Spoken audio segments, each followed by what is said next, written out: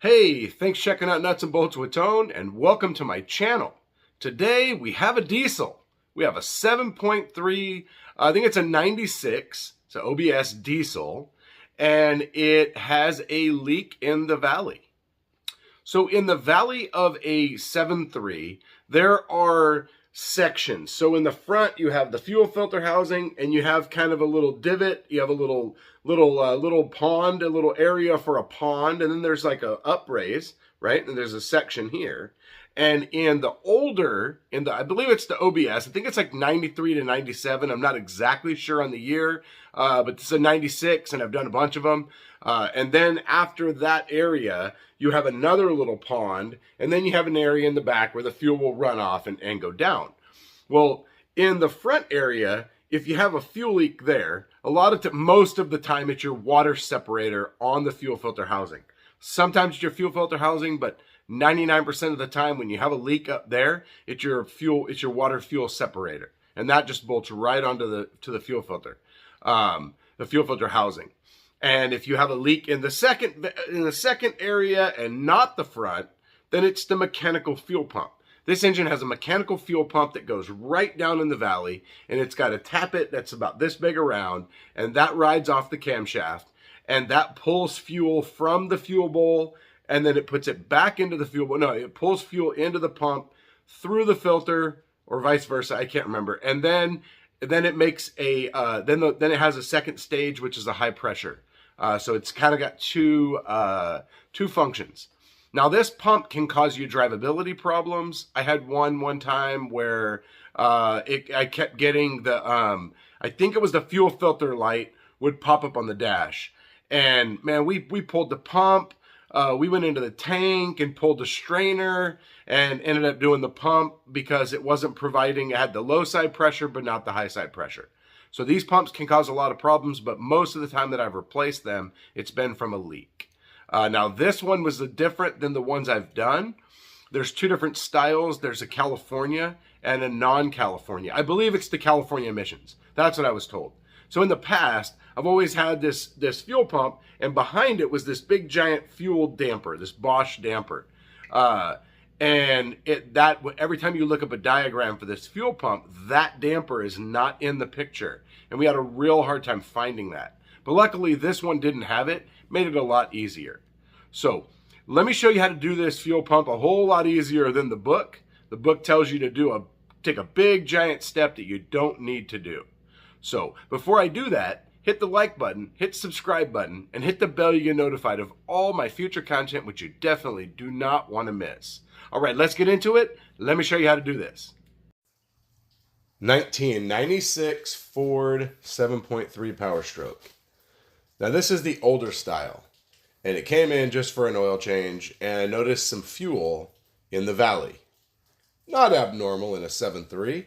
There's usually a little bit of fuel, but in this particular one, it makes a difference because of where the fuel is. So there is a mechanical fuel pump in the valley of this engine. In the older style, it's a mechanical fuel pump that rides off the cam. And I noticed some fuel down below in the back. I cleaned everything up, started it up, and found fuel only in the last section of the valley, not in the front section. So that means that this mechanical fuel pump is leaking, and I'm going to show you how to replace that right now. So step one for this job in the book is remove turbo. We're not going to do that, but we need to get this compressor manifold out of the way. And to do that, there's two rubber boots on each side that connect to the head. You're going to disconnect one lower hose clamp and one upper. So when you pull the compressor manifold off, you'll have one hose attached to it and the other one will still be attached to the engine. Makes it easier to put back on and to take off. Well, taking off, it just slips off. Then we're going to undo this worm drive clamp. Now when you pull this off, be careful, there's an O-ring in there. And sometimes maybe you're doing this at home, you don't want to replace it. Just keep in mind there's an O-ring. So sometimes this happens when you take this apart. Sometimes you look at it and the O-ring is torn. You cannot reuse this O-ring. So if that's the case, you need to look at it when you pull it apart so you know if it's bad and you need to get one. The next thing I'm going to do is go ahead and remove the other rubber boot just to get it out of the way. So I'm going to clean it off, put a paint marker, That way I know exactly where it needs to be. I can tighten it down. Everything will go back together with no problems. Easy peasy. Step 1 is to remove the turbo for this job. I was going to do it just to make it easier and get it out of the way so I could show you, but then you have the potential for bolts to break, so I'm going to show you the easy way to do this without removing the turbo. Okay, so to do this without removing the turbo, you're going to need 1.25 inch combination wrench. And with just a little bit of a push, I'm going to crack this banjo loose. It's not that hard, just a matter of getting on the banjo. Now you're going to want to shove a bunch of rags back there because it's going to leak a lot of fuel, and or you could just let it go and let it run on the floor. Whatever floats your boat, but I'm going to put rags so I don't have to clean up, and that's how you break it loose. You're going to need a fuel pump, and you're going to need you're going to need the gaskets. Now this is the part number for the gaskets from Ford. I would recommend you get the gaskets if it didn't come with your pump. It's going to go on each side of the banjo bolt. Just seals it from fuel leak. You could reuse your old ones, but be careful because if it leaks, you're doing the whole thing over again. It's not worth it to me for, whatever they cost, 20 bucks or probably less. So here's your fuel pump. You have 2 fuel lines on top and 1 fuel line on the bottom. If you have not replaced your fuel lines before, or they're really, really old, now is the time to replace them while you're doing this pump. It's a lot easier because we're going to be disconnecting them. So we're going to be removing this heat shield right here. It just pops up. And once I get it up, you're going to see that the other side came off of it. So at least one side's attached, so it'll sit back down. When we're all done, I'll just take the one that came off and I'll put it back on the fuel line so it sits on there. If it was your own truck, you could glue it. Then we're going to be removing these fuel lines. As you can see, they're cracked really bad. So I'm going to be replacing these upper fuel lines, and then we'll have to evaluate the lower one when I get to that point. These are closer to the heat, so the easiest way to get these off is to remove your hose clamps and cut the hose. Just take a nice slice in the hose, and then the fuel line comes off. Now the bottom one is a lot tougher to replace because of the inside hose clamp, the one under the fuel filter housing. So hopefully I don't have to replace that one. Once we get the fuel lines off, there's 2 10mm bolts one on each side of the fuel pump. We're going to go ahead and take those out. And the next thing I need to do is get that banjo bolt out. Now that's going to take you a little bit because it's underneath the turbo, but you can do it. It's just a little tricky. When I pull this fuel pump up, you have to be really careful because there's a tappet that comes out of the bottom of the fuel pump that rides on the cam.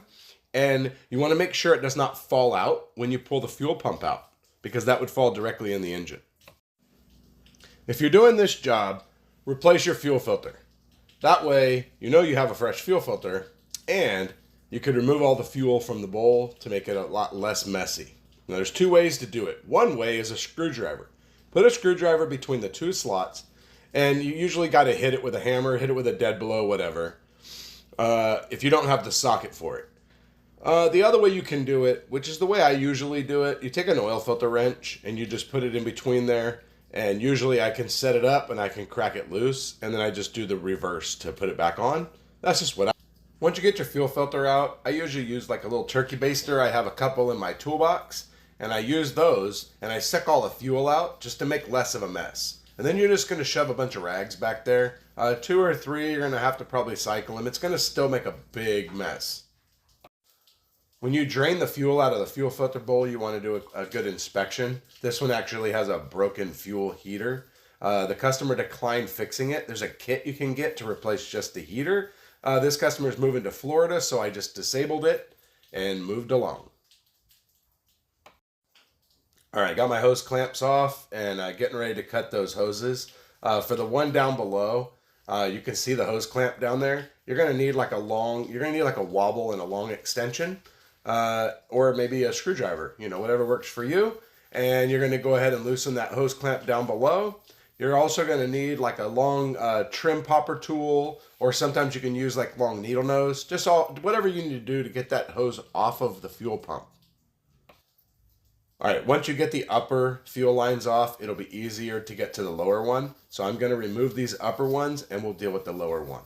As you can see, I have the banjo bolt out. Now you notice that there's fuel in the back of the valley there, and there's no fuel up here in front of the fuel pump. That's how you know it's your fuel pump and not your fuel filter housing or your lines, because the only thing that's going to leak only in the back is your mechanical fuel pump, as long as you have one. Once you do that, you're going to be able to head and get that hose clamp off the lower hose, and I'm going to use like some long needle nose just to break the hose free, and then I'm going to use a long trim popper tool to separate it from the fuel pump. Here's what it looks like right here after you've cut the hoses. If you can cut them in a straight line like that one, that works best. On this side over here, I tried to do it, but the cut didn't line up, so not really worried about it. And then you just take a pick or your screwdriver, your fingers, and then you can go and just slip the fuel line off of your connections. So that's what it looks like right there. That's how easily it comes apart. Now the next tip is, once you've taken your fuel hose off, you want to make sure you inspect your connections on your fuel lines, because if there's any debris, gunk, rust, anything at all, then your new fuel line will leak. So you want to make sure that you clean that up. You can use a piece of emery cloth, whatever, to clean that up. Then we need to get to the lower fuel line. Once you have everything loosened up and disconnected the best you can, for that lower fuel hose, what you're going to do is you're going to take out the 210s, bolting your fuel filter housing down, and that way you can pull your fuel filter housing forward, and as you pull it forward, the fuel line will slip off of the fuel pump. Next thing we have to do is get the pump out. Now we have to be careful, and I'm going to show you what you have to be careful of. Here's what I was talking about earlier with the tappet. This rides, it goes in and out of the pump. Now this can actually come out of the pump. This rides on the camshaft, so as the camshaft lobe goes up and down, that's what moves this pump. Here's what the pump looks like. You also have that O-ring there. Just make sure you lube that up. And it's going to be real stuck when you go to pop it loose, so you're going to have to get something on both sides. And it's going to take a little bit of maneuvering to get this pump out. To get this fuel pump out, to get it pop loose, what I'm going to use is I have these Olsa tools, adjustable pry bars. Now these pry bars are pretty awesome. This set's like a 10 and a 20 inch. I got the longer one. Now this head, you push the button in and it will actually adjust all the way over to the left and then all the way to the right. So I'm going to put this under the ear of the pump, and I have two of them. So I'm going to put one on each side, and I'm going to wiggle them, and I'm going to pop that pump loose and get it out. Before you pop this pump out, you need to clean up everything the best you can, get all the fuel soaked up, make sure there's no debris that you can see, because once you pull this pump up, there's going to be a hole in the block that's going to be directly above the cam, and so anything that's there is going to fall down in there. So you want to make sure that you get this area clean. Otherwise, if there's a bunch of fuel, you're going to have to do an oil change, but get it clean and protect the block. Pump's out, my tappet stayed with the pump. Now you can see that little hole right there? That is called a weep hole. And when the pump fails, that's where the fuel comes from. And so that's what actually leaks externally. Once you pull this out, make sure you shove a rag in the hole. You can see I have a rag shoved in the hole right there. If you're going to actually torque it, your fuel pump is 19 to 27 foot-pounds, the 2 bolts. Also, your fuel filter housing is 19 to 27 foot-pounds. And if you're going to torque the banjo, it's 40 foot-pounds, but the turbo has to come off. So if you're not doing it that way and you're doing it this way, you're going to do it the old German torque spec, and that is good and tight. That's how I'm going to do it. All right, so when you get ready to put this pump in, you want to make sure you lube this up real good with some Sil Glide, lube this whole shaft.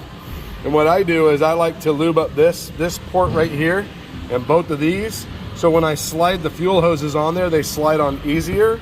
If you're replacing your hoses, just get them cut to length and lube up and just put some Sil Glide in each end of the hose and stick a pocket screwdriver in there and round them off. And then you can pretty much like bend a hose like this and then slip it in, and it'll go like that, and that's how you can get it in.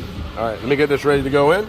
All right, with your fuel filter housing pulled forward, as you put your pump in, kind of try to line it up in that bottom hose, so that way all you have to do is pry the fuel filter housing backwards, and the hose will go on all the way. go ahead and put this down and torque it. Get your fuel filter housing pushed back, get the hose clamp on, and then bolt down your fuel filter housing. And then you're gonna get your hoses on.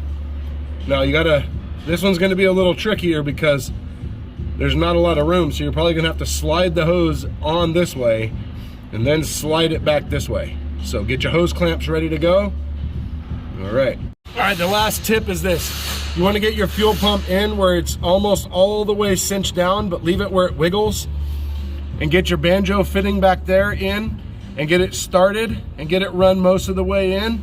Also get your fuel filter housing pushed forward with your hose on, and then tighten everything down. You want to get everything run almost all the way before you torque this fuel pump down, because then you have a little bit of wiggle room. Before you put your compressor manifold back on, you need to put your O-ring back in. You have to put your O-ring back in. If it's an old O-ring, it'll just go in there. If it's a new one, it's gonna be a little trickier to get in there and stay. I usually put a little Sil-Glide. I put a couple dabs of Sil-Glide around the circle. I stick the O-ring in there, and then I run some Sil-Glide around the outside just to make sure I got a good seal. You're going to want to make sure you clean out the channel in the compressor manifold and also lube up both ends. You're going to lube up inside the hose on both sides so it slides in easier. Then you're going to use a pick tool like this, and you're going to go around the hose as you slide it on so it doesn't pinch or get cut. All right, so this big giant step that we skipped, removing the turbo. Now, if this is your own vehicle, and let's say maybe you've never taken your turbo off, this would be the time where if you didn't live in California and you wanted to remove your back pressure valve underneath the turbo, that causes problems.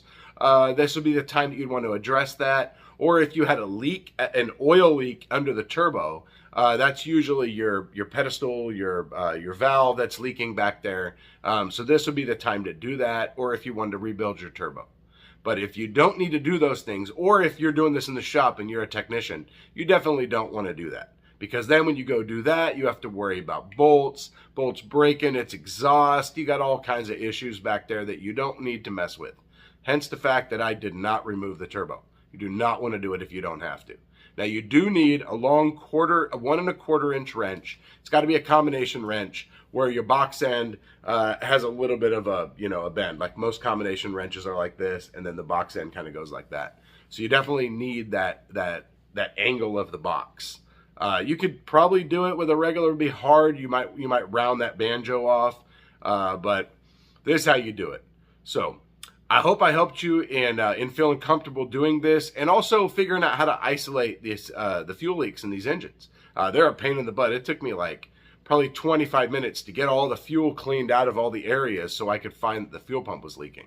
So yeah, it took a while. It's kind of tricky. So anyways, hit the like button, hit the subscribe button, and hit the bell so you get notified of all my future content, which you definitely don't want to miss. Also, check me out on Instagram for my daily life as a mechanic. See all kinds of cool stuff, see cool tools, see diesels and diesels that I'm working on right now. I have a ton of diesels just back to back to back. Show you all kinds of little tips and tricks that maybe don't make it to the video, or tools that don't make it to the video. So also check out my merchandise store where you can get a t-shirt, coffee cup, support the channel. Thanks for watching the video. I will see you next time.